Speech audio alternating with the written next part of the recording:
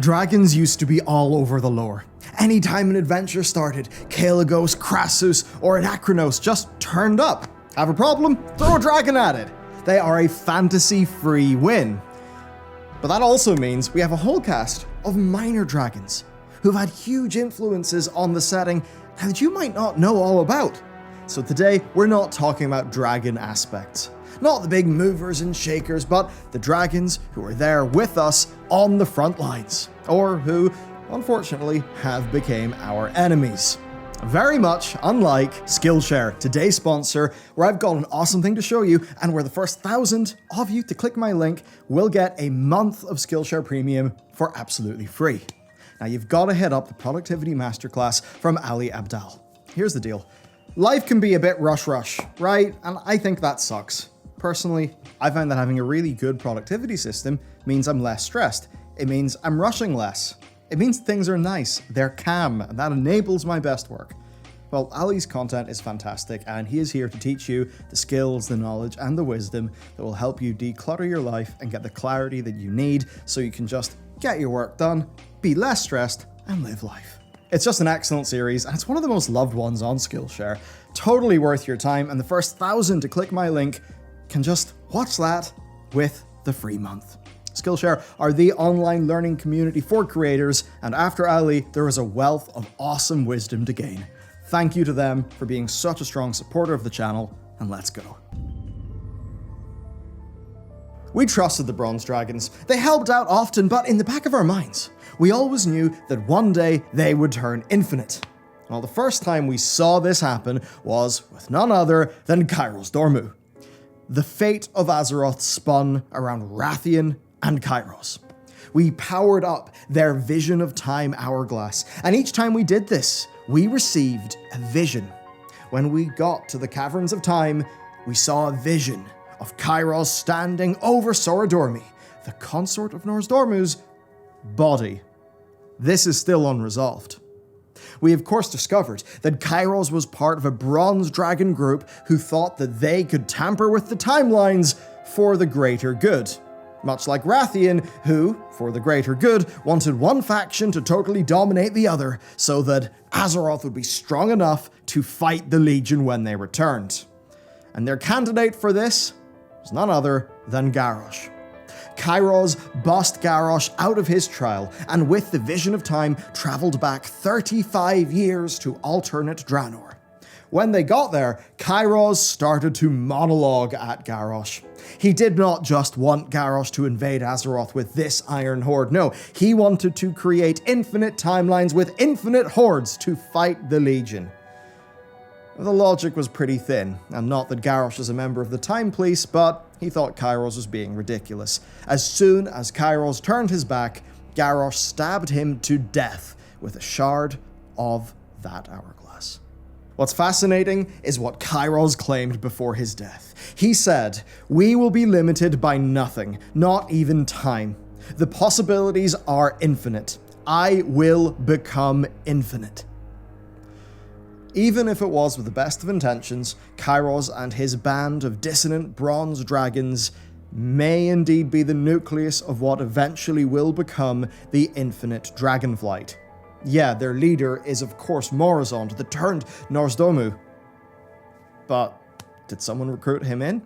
Are we going to end up with some Tenant-style recruit yourself shit? Who knows? But that's Cairos. He had a big impact. I love Nefarian. I think we all love Nefarian. He had a brutal sense of humor. He held the Red Scepter Shard for the Scarab Lord questline in vanilla. You actually had to beat a timed run of Blackrock to get that shard. And if you failed, he just sent you a letter gloating that he had actually destroyed the shard, and that without it, the world was now doomed. Obviously, that's not the canon outcome of it, but that's the kind of attitude that we would expect from Nefarian. He was the first big bad feeling raid boss. Because yeah, we'd fought Onyxia, but much of the actual tension in vanilla happened because of Nefarian. When he moved into Blackrock Mountain, he dominated Rend Blackhand and the remnants of the Old Horde. He used them as his personal army to put pressure on Stormwind. And then, of course, inside Stormwind, his sister was turning the nobles against the Stonemasons Guild, the very guild who had rebuilt the city after the disaster of the First War. That disagreement ended up with Anduin's mother dying and the Stonemasons becoming the Defias Brotherhood. Everything we saw in Elwyn, Westfall, Red Ridge, and the Burning Steppe, the Gnolls, Defias, Orcs, the poverty, that was all Nefarian. And Twilight's Hammer ended up resurrecting Nefarian and his sister for the Cataclysm expansion, but it was a shadow of the true glory that was Victor Nefarius, the Lord of Blackrock Mountain. Our next dragon is altogether more serious. Syntharia was once Deathwing's prime consort. She birthed Deathwing's most evil children, Nefarian and Onyxia. But she had a rough relationship with her flight and eventually struck out on her own. But still, she could never escape the corruption. About 500 years ago, she tried to take down the entire Kirin Tor on her own, using a curse that would stop mortals using magic. Her plan backfired, but it backfired as much from Black Dragon double dealing as it did from Red Dragon heroics, so she forsook her flight. She then took the name Lady Sinestra and went into hiding. When the Dark Portal opened, Sinestra traveled to Draenor in search of the eggs the Deathwing had hidden there. She found them, but they were mutated into the Netherwing flight. And then she came up with a sinister idea. She traveled to Grim Batal in the wetlands and began experimenting on eggs, trying to create the ultimate Void Drake, the Twilight Dragonflight. Her greatest Twilight Drake creation destroyed her. But that was not nearly the end of Syntharia. Deathwing had secretly directed her to create the Twilight Dragonflight, and when he exploded from Deepholm, her corpse was stitched back together and reanimated with Void. She became the mother of Twilight Dragons until she was put out of her misery in the Twilight Bastion raid. In Legion, though, Syntharia whispered from the Void, leading the Twilight's Hammer cult back into Deepholm. The Twilight Throne was cleared of the cult, but Syntharia is still out there, somewhere, directing the Twilight Dragonflight, and we've yet to finally deal with her. Zorgos had a strange time. He was the guardian of the Blue Dragon's most precious artifacts, and he hated it. This was back when we, the adventurers of Azeroth, were just a bunch of murder hobos traveling the planet, killing anything with loot and then just moving on. Zorgos was unlucky enough to be our first ever world boss, and we were just ready to farm him. Players fought in their hundreds to land the lucky tag, and it didn't let up until we all disappeared to Outland. This became such a problem that when Zorgos became an integral part of the Scarab Lord quest chain, they actually needed to spawn a ghost version so people could actually pick up the quest. That's how heavily farmed the poor guy was. There was still a problem though. Zorgos knew the Scepter Shard was more trouble than it was worth, so he hid it. He gave it to a giant shark named Moz, and then he told us it was just a minnow in some sort of joke. Zorgos did, though, end up finding happiness. In Cataclysm, Deathwing sent assassins to kill the few remaining blue dragons out there, but they couldn't find Zorgos. He was hiding in the Shadowlands with his new girlfriend, a spirit healer called Anara. We assume they're still going strong because Zorgos turned up again in Legion to protect the Nexus. But saying all that, Anara is a Kyrian, and we've seen how emotionless they're supposed to be, so I kind of wonder how that relationship worked out. Anyway, we gotta move on. Corielstraz, better known as Krasus, was a busy dragon. Not only did he fight in the War of the Ancients, restored the Sunwell, and fought the Lich King, but he was also the Archmage of the Kirin Tor, and one of the leading Council of Six. Krasus was a real poster boy for the Dragonflights back in the day, and because of that, he always found himself wrapped up in the affairs of us mortals. That's where he excelled. During the War of the Ancients, he rallied the Night Elf rebels under Malfurion's banner. That needed to happen to save Azeroth. He's a key player. During the Battle of Grim Batol, Krasus led the Red Dragons against the Orcs. He claimed the Dragon Soul and gave it to Ronan, who then destroyed it. He personally led the charge against Malygos in the Nexus War, leading the 4 other Dragonflights in a big battle that killed hundreds of dragons. The Nexus War was serious business, and we don't think enough about it. And for such a big name in the lore, he got killed off screen by the Twilight's hammer.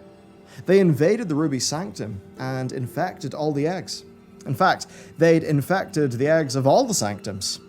The only thing Krasus could do to save the day was to sacrifice himself by overloading arcane energy and exploding.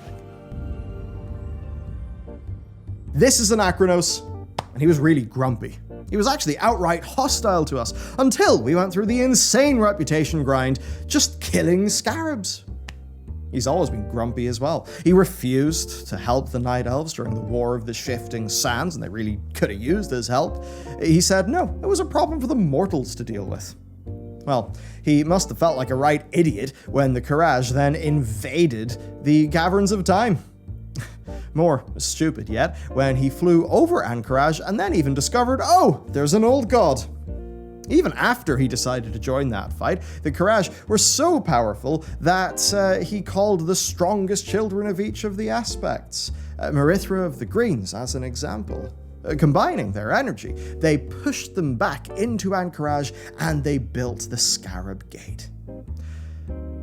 Acronos then turned a beetle into a gong and gave Fandral Staghelm the scepter key. Ring the gong and the gate would open. Fandral, made heartbroken and half mad from the war and his loss, shattered the scepter. That's basically why we needed to reform the darn thing in that vanilla questline.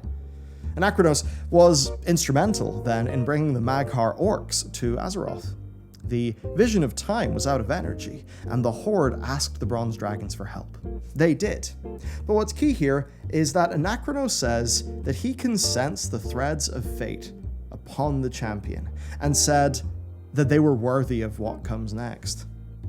What did come next? Was he talking about Shadowlands? Has it happened yet? Was he literally talking about the Threads of Fate system in the Shadowlands expansion? Who knows? But with speculation circling around Morzond being the big bad of Dragonflight, it could actually be that. Okay, I have one more dragon for you. Kalecgos is searching for Sindragosa's archive in this new expansion. But what is it? Well, we do not know, but we can get a good idea by examining the life that Sindragosa led. She'll be best known to you as the frostworm Arthas raised at the beginning of Wrath of the Lich King. She was, I suppose, his personal mount and also a boss in Icecrown Citadel. But that is but a fraction of Sindragosa's story. Before Deathwing's betrayal, the Blue Dragons were dominant amongst the flights. They were so influential. Sindragosa was their queen, Malygos' prime consort, and the guardian of all arcane magic. Sindragosa's archive was built during this golden age of the Blue Dragonflight, and it is likely filled to the brim with super powerful artifacts and amazing lore about the arcane. When Deathwing turned on the flights at Zinashari, the Blues, thinking themselves the most powerful, tried to swarm him. Deathwing blasted them with the Dragon Soul, actually killing the majority of the flight. Sindragosa, left blind and mortally wounded after the battle, instinctively flew to Dragonblight. But she didn't make it.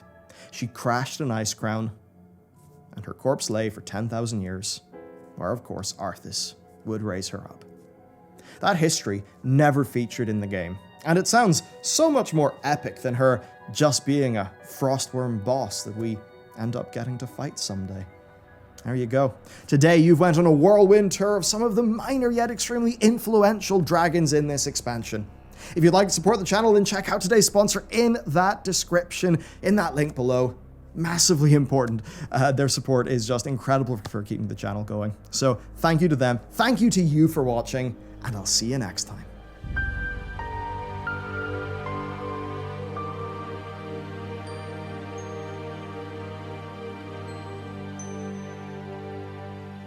Mm-hmm.